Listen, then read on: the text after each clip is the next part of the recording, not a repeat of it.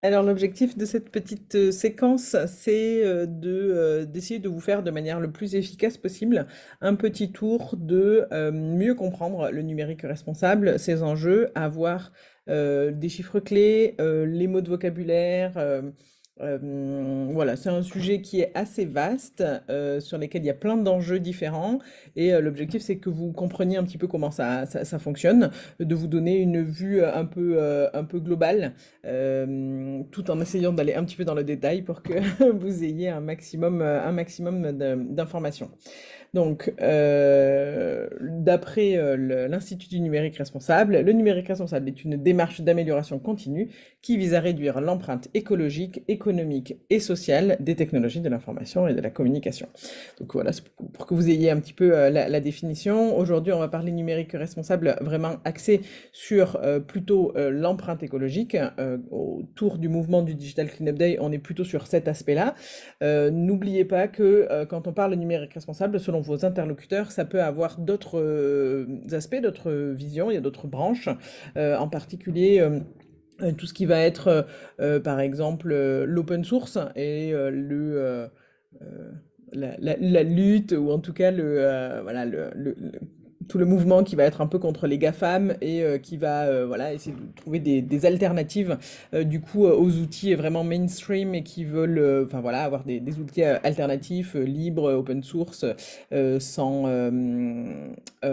l'usage des données qui peuvent être faites, etc. Donc ça, c'est un autre pan du numérique responsable dont on va pas vraiment parler au sein du Digital Cleanup Day, mais voilà, sachez que ça existe également.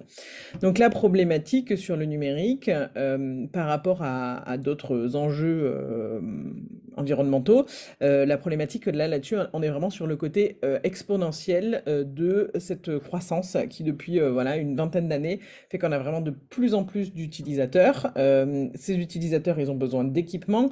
Les équipements, ils ont besoin de se connecter à des infrastructures. Donc, bah, plus il y a d'équipements, plus il faut d'infrastructures. Plus on génère de données, mais plus c'est facilité pour à la fois les créer et les faire s'échanger. Bah voilà, on crée de plus en plus de données qu'il faut stocker voilà, dans des serveurs, ou dans des équipements, peu importe. Et du coup, bah, ça génère de plus en plus de besoins en termes d'équipements. Et donc, bah, ces équipements, il faut aussi les fabriquer. Et donc, c'est vraiment cette croissance exponentielle qui est la problématique principale.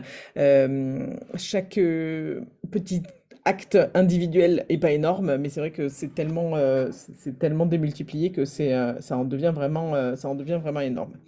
Il y a plein de mots-clés qu'on va utiliser là aujourd'hui dans ce petit webinaire. Juste quelques éléments de base. Il va y en avoir plein, des éléments de vocabulaire, mais j'en ai relisté quelques-uns où des fois je sens que certains influenceurs ou organisateurs sont pas tout à fait au clair sur les éléments. Donc un clean-up, c'est ce qu'on traduirait en français un nettoyage. Et donc un clean-up data, c'est un nettoyage de données. Donc c'est vider des données, que ce soit sur son propre ordinateur ou sur le cloud. Et un clean-up matériel, ben, c'est le fait de récupérer, collecter le matériel informatique et numérique au sein d'une organisation. Euh, quand on parle du numérique responsable, vous l'aurez vu on parle souvent donc du matériel. Et donc on dit des équipements, on dit du matériel, on dit des devices, parce que bah, c'est vrai que on pourrait tout simplement dire un ordinateur ou un smartphone. Mais c'est vrai que quand on commence à lister, en vrai, on a de plus en plus d'équipements. Et donc, ben oui, le smartphone et l'ordinateur, c'est, on va dire, les plus courants. Mais ensuite, bah, du coup, on va avoir des enceintes, des montres connectées, des imprimantes, des frigos connectés, des télés connectées, et du coup l'avantage d'avoir un mot-clé plus large. Donc selon vos interlocuteurs, device, ça marche plutôt bien parce que ça montre bien le côté personnel, enfin un équipement, bon voilà. Mais voilà, en français, du coup, on va plutôt utiliser le mot équipement ou matériel. Je vais vous parler également d'énergie et du coup d'énergie primaire. Donc, quand on parle d'énergie, souvent on va mélanger dans nos concepts électricité et énergie. Et donc, l'électricité a besoin d'énergie primaire pour être produite. Et donc, on produit de l'électricité avec comme énergie primaire soit des énergies fossiles, du pétrole, du gaz, du charbon, soit des énergies renouvelables, l'éolien, l'hydraulique. La bagasse à La Réunion ou des choses comme ça. Et un peu à part, le nucléaire, qui est en gros ni l'un ni l'autre, ni une énergie fossile, ni une énergie renouvelable. Et donc ce sont ces énergies primaires qui permettent de générer de l'électricité. Et puis un autre domaine où je vois que souvent les gens sont un peu, voilà, c'est un peu confusant dans tous les impacts environnementaux qui peuvent exister, c'est l'empreinte carbone et les émissions carbone, ou les émissions de CO2, ou les émissions de gaz à effet de serre, ou les émissions de CO2 équivalent. Et donc voilà, juste très rapidement une petite synthèse de tout ça. Donc, la principale problématique dans le numérique responsable, donc le principal pôle qui va émettre du coup du CO2 et donc qui a un impact sur la partie vraiment changement climatique. Donc le changement climatique, il est dû aux gaz à effet de serre. Ces gaz à effet de serre sont générés majoritairement par des énergies fossiles. Et c'est donc l'usage de l'électricité et donc, au moment de la fabrication et au moment de l'usage du numérique, on va utiliser de l'électricité et cette électricité, elle peut être produite par des énergies fossiles. Et c'est cet usage des énergies fossiles qui émet du coup du CO2. Mais on va voir juste après le fait qu'il y a plein d'autres impacts environnementaux et donc essayez de ne pas vous focaliser uniquement sur la partie changement climatique et sur la partie empreinte carbone parce que finalement le principal problème du numérique, enfin, ça en est un gros, hein, mais c'est pas forcément celui-là. Et ensuite, régulièrement, dans tout notre mouvement, on va parler de cycle de vie. Et donc, le cycle de vie, je vous le montre juste après, enfin, voilà, je vous l'illustre juste un tout petit peu plus tard. Donc, pour bien comprendre, il y a différents impacts environnementaux. Le changement climatique en est un, mais est une partie du problème. Donc, on a trois grandes phases dans le cycle de vie, qui sont donc la fabrication des équipements, l'usage de ces équipements et, voilà, et des infrastructures, et ensuite la partie déchets. Donc, c'est lors de la partie fabrication que les impacts environnementaux sont le plus lourds en fait. Donc il y a une première partie qui est donc les ressources. Donc pour pouvoir fabriquer un ordinateur, un téléphone, un serveur, un data center, enfin voilà, tout ce qui va nous permettre tout ce qui est physique et qui va nous permettre d'utiliser ensuite le numérique, ça a besoin de ressources. Donc ces ressources, ce sont des ressources non renouvelables, c'est des ressources qui sont finies sur Terre et qui peuvent donc engendrer un épuisement, enfin qui engendrent forcément au fur et à mesure un épuisement de ces ressources. Donc ça c'est une des premières problématiques, l'épuisement des ressources. Une des ressources principales pour fabriquer ces équipements, ce sont les minerais. Et donc, on a besoin de plein de minerais différents pour pouvoir exploiter, pour pouvoir fabriquer un ordinateur. Donc, plus de 50 dans un smartphone. Donc, certains qui sont assez courants, d'autres qui sont plutôt rares. On va d'ailleurs parler souvent de terres rares. Sachez que quand on parle de terres rares, c'est pas des minerais qui sont particulièrement rares sur la croûte terrestre, c'est juste que ils sont particulièrement diffus. Et donc, il faut déplacer un énorme volume de terre pour pouvoir extraire une toute petite quantité de ces minerais. Donc terre rare veut dire très diffus et pas forcément rare. Donc je reprends sur les minerais, l'extraction de ces minerais, c'est surtout ça la principale problématique environnementale en fait du numérique parce que non seulement c'est l'épuisement des ressources, mais c'est une énorme pollution de l'eau, de l'air et des sols puisque ce sont des mines gigantesques qu'on va trouver un petit peu partout sur Terre, mais finalement principalement du coup en Chine, un petit peu en Russie, en Afrique. On commence à y en avoir aussi quelques-unes du coup au Canada, aux États-Unis, voilà, des endroits où on a fait des énormes trous pour bah, voilà, creuser, la croûte terrestre et en extraire certains minerais. Donc pour cela, il faut énormément, d'énergie, c'est-à-dire que, ben, les grosses machines qui vont, creuser la terre, et qui vont, la manipuler, bah, ont besoin, d'énergie fossile, donc bah, souvent du pétrole pour pouvoir fonctionner. Donc il y a de l'émission de gaz à effet de serre à ce moment-là. Ensuite, toute la transformation, donc quand on va, essayer de, aller chercher les différents minerais à l'intérieur.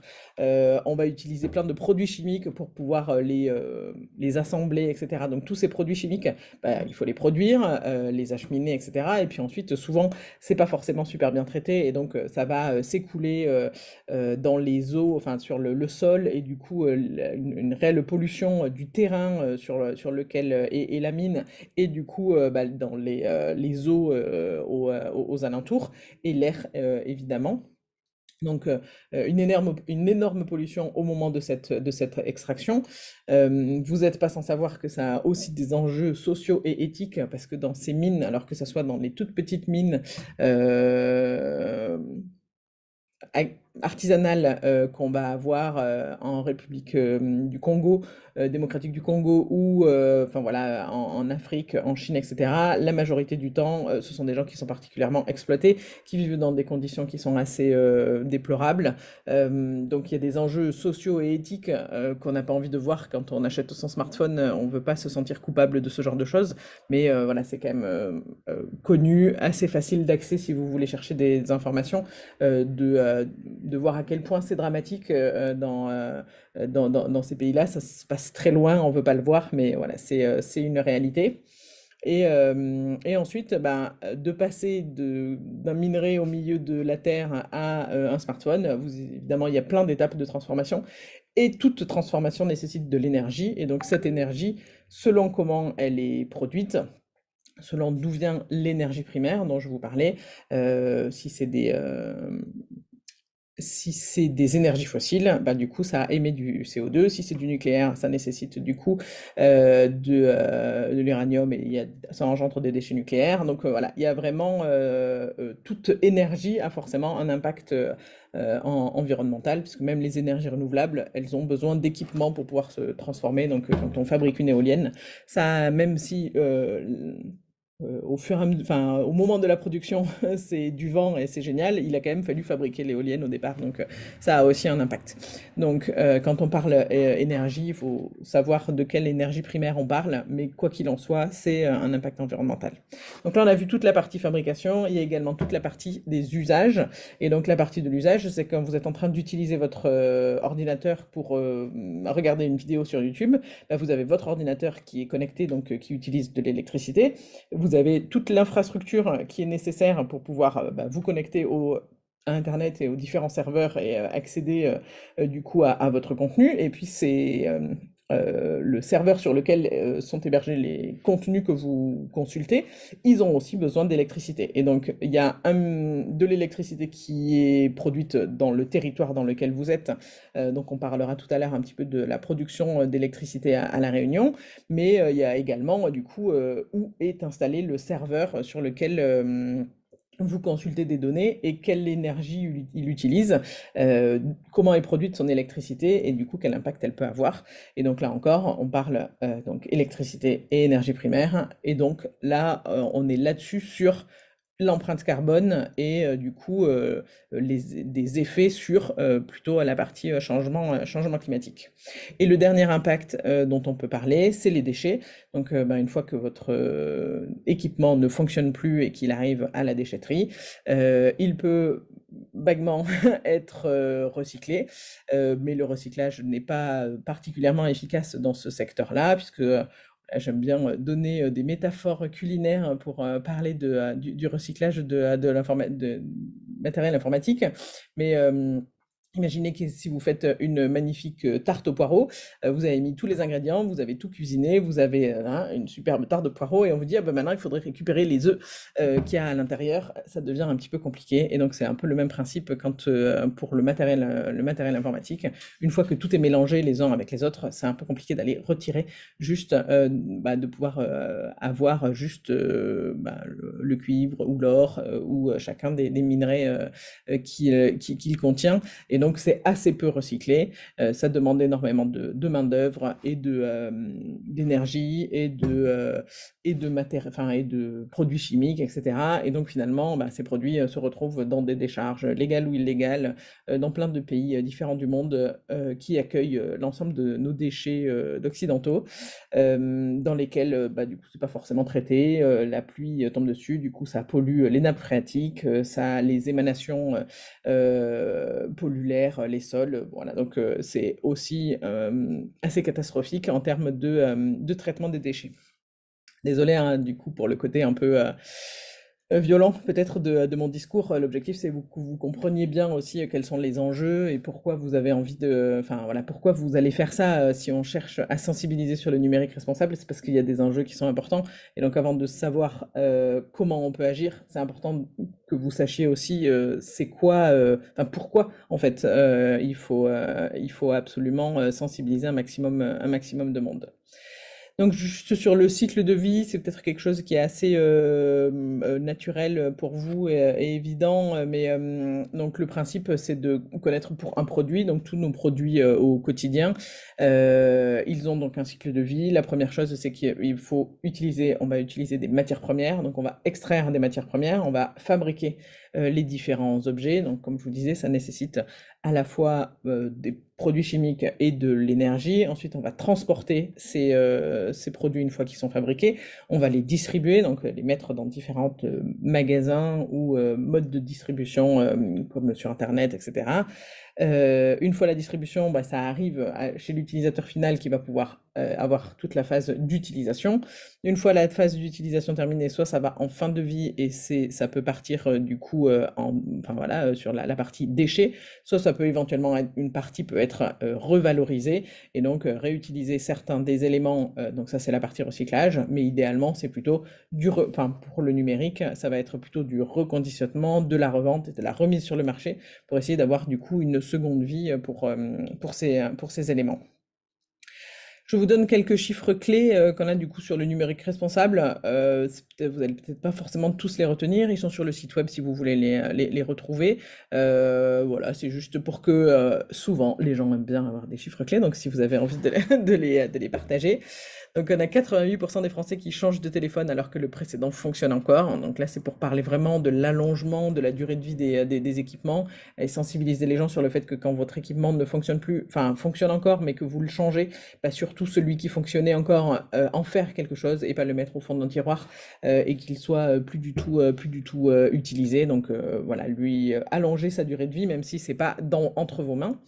Ensuite, un autre chiffre clé important et qui, je trouve, a un bel impact, c'est donc 800 kilos de matières premières qui sont nécessaires pour la fabrication d'un seul ordinateur de 2 kilos. Donc, dans ces 600 kilos de matières premières, dans ces 800 kilos de matières premières, il y a 600 kilos de minerais, et 200 kilos d'énergie fossile, et puis plusieurs milliers de litres d'eau qui sont utilisés. Donc, ça montre bien que, enfin voilà, il faut quand même déplacer des quantités énormes de matière hein, pour pouvoir voilà, fabriquer nos objets. 80% de la consommation électrique du numérique est due aux plateformes de streaming vidéo. Donc c'est ça qui consomme le plus d'électricité dans nos usages. Donc voilà, ça fait partie des choses sur lesquelles on peut sensibiliser les gens. 32 heures, c'est le temps moyen qu'un Français passe devant un écran toutes les semaines. Et donc là, souvent, c'est marrant parce que on a une vraie stigmatisation des jeunes qui passent beaucoup de temps derrière les écrans et du coup consomment beaucoup d'énergie, d'électricité du coup à faire ça. Et en fait, on se rend compte que bah, c'est pas, quand on parle derrière les écrans, c'est pas que les écrans de téléphone et d'ordinateur, c'est aussi les télés. Et les télés utilisent encore plus d'électricité du coup que les petits écrans, parce que plus l'écran est grand, plus un équipement consomme d'énergie. Et donc, bah, finalement, les personnes d'un certain âge vont passer énormément de temps derrière la télé, enfin devant la télé. Et du coup, voilà, ces 32 heures, c'est pas forcément, enfin voilà, peu importe l'âge, le volume est quand même important. Ensuite, sur la partie connexion, donc Wi-Fi et 4G, donc il faut 10 fois moins d'énergie il y a 10 fois moins d'énergie qui est consommée quand on utilise du Wi-Fi par rapport à quand on utilise une connexion 4G. Euh, hop. Ensuite, bon, voilà, les newsletters, les emailing, 15% des newsletters qui sont envoyés ne sont jamais lus. Moi, je dirais beaucoup plus que ça, parce qu'en général, les taux d'ouverture des newsletters, c'est un très bon taux d'ouverture quand on arrive à 20-25%. Donc, bon, voilà, j'ai trouvé ces chiffres officiels, mais je pense qu'il y en a beaucoup plus que ça qui sont pas lus. Ensuite, le numérique représente 4% des émissions mondiales de gaz à effet de serre, donc c'est autant que l'aviation civile. Le problème de ce chiffre-là, qu'on reprend beaucoup, c'est souvent le chiffre phare qu'on entend quand on veut parler du numérique responsable, c'est qu'il n'est pas forcément hyper impactant, parce que 4% pour les gens, ça paraît assez peu en fait.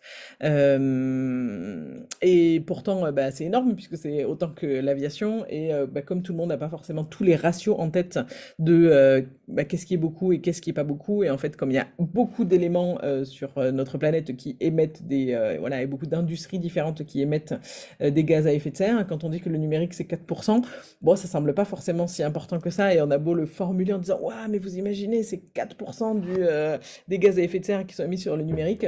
4%, on n'est quand même pas sur un chiffre qui parle beaucoup.